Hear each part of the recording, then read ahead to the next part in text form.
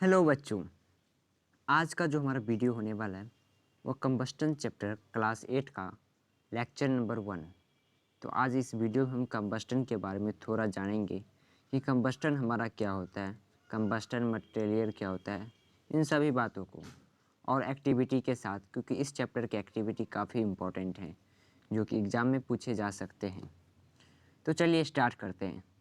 We already know that materials which produce heat energy on burning in air are called fuels। तो जैसा कि हम sources of energy में पढ़े थे कि फ्यूल्स हमारा क्या होता है, ऐसा सब्सटेंस जो हीट प्रोड्यूस करे इन प्रेजेंस ऑफ एयर, उसे फ्यूल कहते हैं। Materials like coal, coke, kerosene, LPG, petrol and wood are all fuels as they all produce heat on burning. तो ये सभी मटेरियल्स जो हैं, जब एयर के प्रेजेंस में इन्हें बर्न किया जाता है तो ये हीट प्रोड्यूस किए थे, तो इसलिए इन सभी को फ्यूल्स कहते हैं हम। This heat energy is use for various purpose. अब हीट एनर्जी को हम वेरियस पर्पज़ों के लिए यूज़ करते हैं। कोई इंडस्ट्रीज़ में, कोई कुकिंग के लिए, फॉर कुकिंग और फॉर व्हीकलिंग, तो काफ़ी सारे जगह। सब materials produce a flame on burning. कुछ मटेरियल्स हमारे ऐसे हैं जो कि फ्लेम मीन्स, जैसा कि आप फ्लेम देखते होंगे, आग, ऐसे करके फ्लेम हमारा प्रोड्यूस करते हैं। फॉर एग्जांपल कैंडल जब बर्न होता है हमारा, जब कैंडल बर्न होता है तो उसमें क्या, उसमें ये जो रहता है हमारा ऊपर वाला, वो फ्लेम रहता है, इसे कहते हैं फ्लेम। ओके, अब these are other materials which burn without a flame. कुछ ऐसे भी रहते हैं जो बर्न तो करते हैं but without flame. Let us study the chemical process of burning and the types of flame produce during this process. तो चलिए अब हम chemical process, burning and types of flame, मतलब कौन कौन से टाइप्स ऑफ फ्लेम हमारे होते हैं, इन सभी बातों को ध्यान से पढ़ेंगे। ओके, तो चलिए स्टार्ट करते हैं कंबस्टन से। कंबस्टन हमारा होता क्या है? You have learned that when magnesium ribbon is heated in the presence of air, it catches fire and produces heat and light। तो जैसा कि हमने मेटल एंड नॉन मेटल में पढ़ा था कि जब हम मैग्नीशियम रिबन को, जिसे आप मैग्नीशियम रिबन उसे कहते हैं, आप सपोज कर लो एग्जांपल एक तरह का लत्ती जिसे आप दिवाली में जलाते हो, या छुरछुरी, वो भी एक तरह से हमारा मैग्नीशियम रिबन समझ लो। तो जब आप उसे बर्न करते हो तो क्या ऑब्जर्व करते थे कि वह हीट एंड लाइट, आपका हीट एंड लाइट हमारा प्रोड्यूस करता था। Okay, similarly when a piece of paper is burn it produce heat and light. और इसी प्रकार अगर हम कोई पेपर को जलाते हैं तो वो भी हमारा हीट और लाइट प्रोड्यूस करता है। We now that coal to burn in air producing heat light. तो जिस तरह से हम कोल को भी बर्न करते हैं तो वो भी हमारा हीट एंड लाइट प्रोड्यूस करता है। तो the material which on heating in the presence of air or oxygen catch fire easily and produce heat and light energy are called combustible material। तो combustible material हम उस material को कहेंगे जो material in presence of air, जब उसे हम burn करें तो वो हीट एंड लाइट एनर्जी का फॉर्म करें। ओके, तो ये दो इम्पोर्टेंट बात है, हीट और लाइट एनर्जी का फॉर्मेशन होना चाहिए, उसी मटेरियल को हम कंबस्टिबल मटेरियल कह सकते हैं। तो ये दो चीज़ हमारा नेसेसिटी है for to be a combustible material. Okay, heat and light energy. The chemical process in which substance burn in air or oxygen with the release of heat and light energy are called combustion।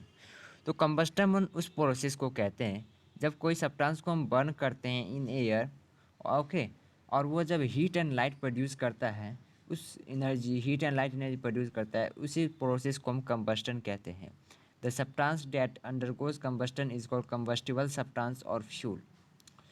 जो substance हमें combustible substance के लिए, जैसे combustion किस process को कहते हैं, जब कोई सब्सटेंस को, तो जो सब्सटेंस हमारा बर्न करेगा उसे हम फ्यूल कहेंगे या कंबस्टिबल सब्सटेंस कहेंगे। और फ्यूल में भी सॉलिड, लिक्विड और गैसियस, और फ्यूल हमारा सॉलिड भी हो सकता है, लिक्विड और गैसियस भी। चलिए समझते हैं। डू यू नो में कहा गया है food is a fuel for our body, energy is produce during the combustion of food. तो फूड जो है एक तरह का फ्यूल है, ज़रूरी नहीं है जो कैरोसिन और पेट्रोल, डीजल, यही फ्यूल, फूड एक हमारे शरीर के लिए एक तरह का फ्यूल है। ओके, एनर्जी प्रोड्यूस होता है ड्यूरिंग डाइजेशन एंड एब्जॉर्प्शन, काफ़ी अंदर प्रोसेस होते हैं, उस समय हमारा एनर्जी प्रोड्यूस होता है, वो भी हीट फॉर्म में। तो इसे भी कहेंगे doing the combustion of food. Okay, अब देखिए एक्टिविटी 1 में क्या कहा गया है। Collect some materials like matchsticks, paper, cloths, rubber, iron, nails, glass, and straw. Classify these as a combustible and non-combustible material. तो कुछ ये आपके मटेरियल्स हैं, आपको बताना है कि कंबस्टिबल मटेरियल हैं या नहीं। ओके, तो कंडीशन रिक्वायर्ड फॉर कंबस्टन, अब कौन कौन से कंडीशंस चाहिए फॉर कंबस्टन के लिए। Let us perform some activities to know about the different condition required for combustion. Fix a candle on a table, light the candle and observe the flame. Okay, कहता है कि एक candle लो आप, उसे अब candle में लाइटनिंग कर दो और ऑब्जर्व द फ्लेम, अब उसके फ्लेम को देखो। Now take a glass chimney and place it as shown in the figure. Observe the candle flame carefully. कहता है अब एक ग्लास ले लो, ट्रांसपेरेंट ग्लास। आप इस तरह से लो कि उसका नीचे वाला भी सरफेस आपका ब्लैंक होना चाहिए, ऊपर वाला भी बस ऐसे हो। ओके, अब कहता है कि जब आप इसे कैंडल पे रखोगे तो आप क्या ऑब्जर्व करोगे। और तीसरा में करो क्या, अब जैसे ऊपर से खाली था, अब उस पर कार्डबोर्ड डाल दो। तीनों में ऑब्जर्वेशन हमारा क्या होगा वो यहाँ पे लिखा गया है, चलिए समझते हैं। In the first case the candle burn smoothly because of sufficient supply of air from the atmosphere. तो कहता है फर्स्ट केस में हमारा जो कैंडल है वो ईजिली बर्न करेगा विदाउट एनी फ्लक्चुएशन। ओके, क्योंकि उसे सफिशियंट अमाउंट में ऑक्सीजन मिल रहे हैं फ्रॉम एटमोसफियर। सेकेंड में कहता है कि the candle flame flicker and become sooty as there is insufficient supply of air. अब सेकेंड केस में जो एयर आएंगे वो हमारे इसके ऊपर से ही न सिर्फ आएंगे, क्योंकि इस साइड से भी घेरा हुआ है, नीचे से भी बंद है हमारा। तो अब यहाँ पे जो है थोड़ा थोड़ा फ्लक्चुएट करेगा हमारा जो है फ्लेम, हमारा थोड़ा थोड़ा फ्लक्चुएट करेगा, क्योंकि यहाँ पे एयर का जो सप्लाई वो काफ़ी कम है। In third case the candle flame is put off because the supply of air completely cut off. अब थर्ड केस में जो हमारा एयर बर्न करना ही बंद कर गया, क्योंकि यहाँ पे सप्लाई ऑफ एयर नहीं है। तो इससे हम एक कंक्लूजन ले सकते हैं कि हमें यहाँ पे ऑक्सीजन की ज़रूरी चाहिए फॉर कंबस्टन के लिए। ओके, तो from the above observation we conclude that air is necessary for combustion. तो एयर तो हमें चाहिए कंबस्टन के लिए। ओके, तो ये एक फर्स्ट पॉइंट हो गया। तो oxygen present in air help in the combustion of a fuel, it is therefore called the supporter of combustion. तो सपोर्टर ऑफ कंबस्टन किसे कहते हैं, ऑक्सीजन को। तो आप समझ गए क्या एक नेसेसिटी है, एयर की नेसेसिटी है। अब दूसरे एक्टिविटी में देखते हैं क्या है हमारा। Let us perform another activity to learn about the other conditions required for combustion. अब हम देखते हैं कि दूसरा कंडीशन हमें क्या नेसेसिटी है। इससे पहले डू यू नो में पढ़ते हैं in a pure oxygen a substance burn 5 times faster than in air. तो प्योर ऑक्सीजन में कोई सब्सटेंस 5 गुना तेज़ी से जलेगा कंपेयर टू जब आप उस सब्सटेंस को एयर में जलाओगे। तो इससे मतलब यह पता चलता है कि ऑक्सीजन तो ज़रूरी है, ऑक्सीजन के बिना हमारा कोई भी सब्सटेंस नहीं जल सकता। देखिए एक्टिविटी 3 में समझते हैं दूसरा कंडीशन हमें क्या चाहिए to be a combustion. Take 2 paper cups, half fill one of the cup with water and keep the other empty. Take 2 split lamps and put these 2 papers cups, one empty and the other half filled above the flame carefully. कहता है 2 paper का cup बना लो। Okay, एक में थोड़ा पानी भर दो, एक को सिर्फ खाली रखो। अब दोनों कप को दो अलग अलग लैंप पे रखो। अब देखो क्या, और दोनों में आप फायर कर दो दोनों लैंप में। You will observe that empathic cup catch fire immediately. जब ही आप रखोगे तब देखोगे कि जिस पेपर में जिस कप में आपने पानी नहीं रखा था वह तुरंत आपका फायर पकड़ लेगा, उसमें तुरंत वह बर्न करना चालू कर देगा। But the paper cup containing water does not catch fire immediately and can be held for a quite some time on the flame. But अगर वही आप सेकेंड कैंडल को देखोगे तो आप ऑब्जर्व करोगे कि वह आपका फ्लेम नहीं जल्दी उतना जल्दी बर्न नहीं करेगा। अब क्यों नहीं करेगा, this is due to the fact that the temperature of empty paper cup rise fast till it reaches the stage where it catch fire. In case of the other paper cup half filled with water, the temperature does not rise that fast as the water present also absorb some heat, hence this cup does not catch fire. तो कहता है जो हमारा first paper जो था उसका जो ignition temperature था काफ़ी कम था, जिसके कारण वह बर्न तुरंत कर लिया, वह तुरंत जल गया। बट जो सेकेंड में जिसमें पानी हमारा फिलअप था उसमें जब जो हीट जाएगा थ्रो लैम्प, वाटर उसी हीट को एब्जॉर्व करना चालू कर देगा। तो यहाँ पे वाटर जो उसका हीट ऑब्जर्व कर रहा है, जिस कारण अब जो सेकेंड जिसमें पानी भरा है जिस कप में, उसका जो इग्निशन टेम्परेचर है वह बढ़ जाएगा, जिसके कारण इसमें अब आग हमारा जल्दी नहीं लगेगा।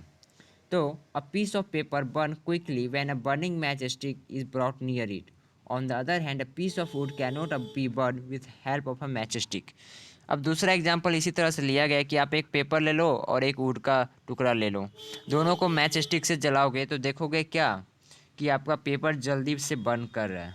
These observation tell us the that different substance catch fire different temperature. तो इस एक्टिविटी से हम यह कंक्लूड कर सकते हैं कि हमारा जो डिफरेंट सब्सटेंस है वो different substance catch fire at different temperature. अलग सब्सटेंस, हर एक सब्सटेंस का कुछ अलग अलग टेम्परेचर होता है फायर कैच करने का। Okay, the lowest temperature minimum temperature at which a combustible substance catch fire is called ignition temperature और काइंडलिंग टेम्परेचर।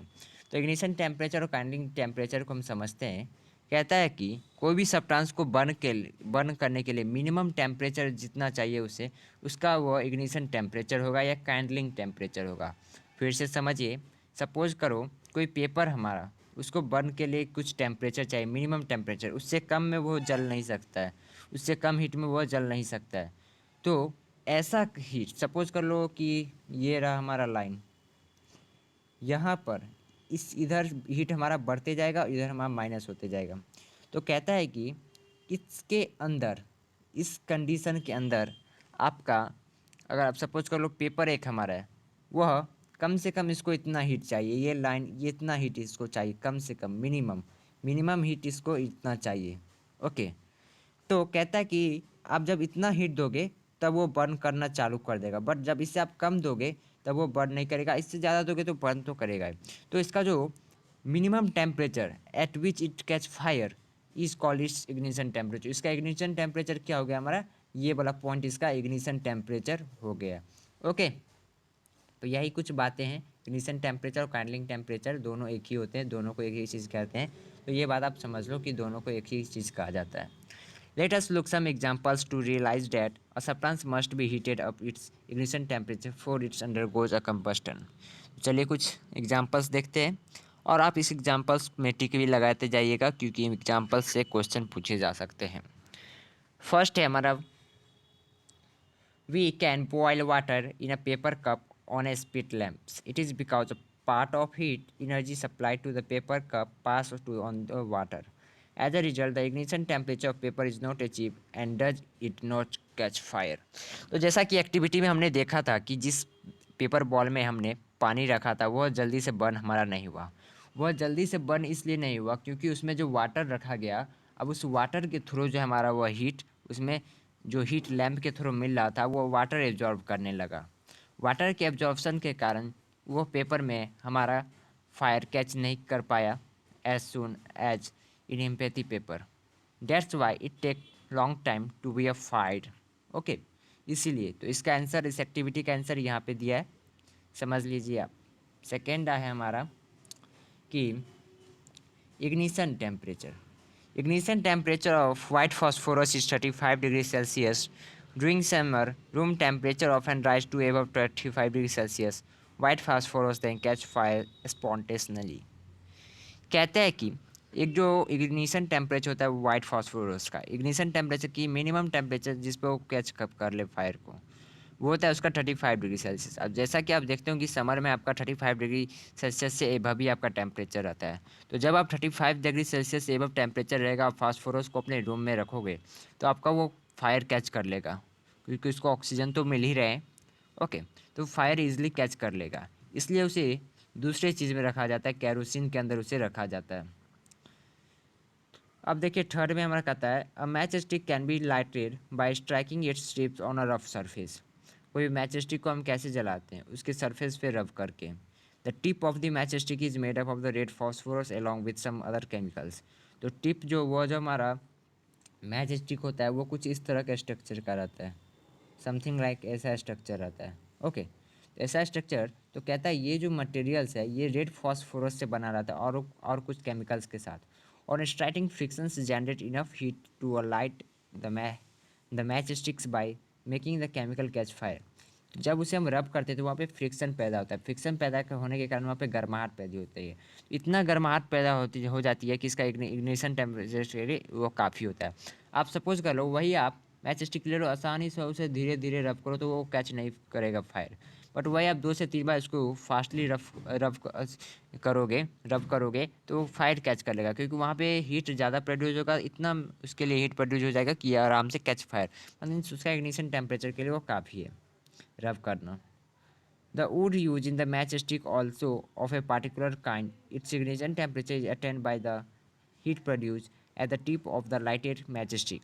तो कहता है अब जो वुड भी रहता है इस मैच स्टिक का वो भी काफ़ी कमजोर, मीन्स काफ़ी उसका इग्निशन टेम्परेचर काफ़ी कम रहता है, जिसके कारण जो इसका टिप पर बर्न होना चालू हो गया तो इसका भी मीन्स इग्निशन टेम्परेचर, इस वुड का भी इग्निशन टेम्परेचर इसके टिप के द्वारा मिल जाएगा, तो मीन्स इसका हमारा स्टिक भी जलना चालू कर देगा। तो इसलिए इसका जो वुड भी रहता है वो काफ़ी कमज़ोर या काफ़ी इग्निशन टेम्परेचर इसका कम रहता है। फोर्थ में कहता है the flame of a burning candle goes off when we blow over it strongly.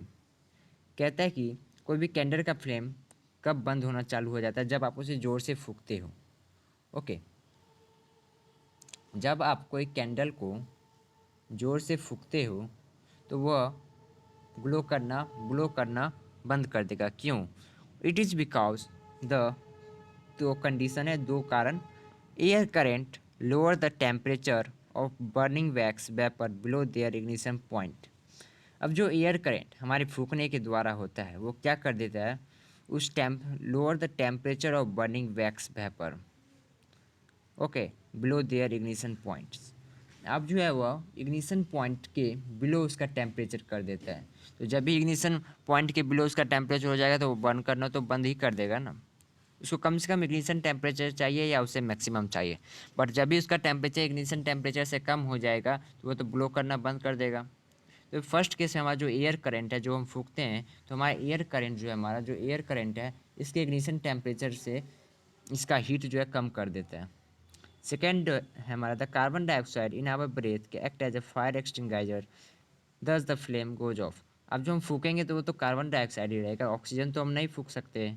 तो कार्बन डाइऑक्साइड एक फायर एक्सटिंगाइजर की तरह मीन्स फायर को रोकने में, फायर को बंद करने में काम करता है।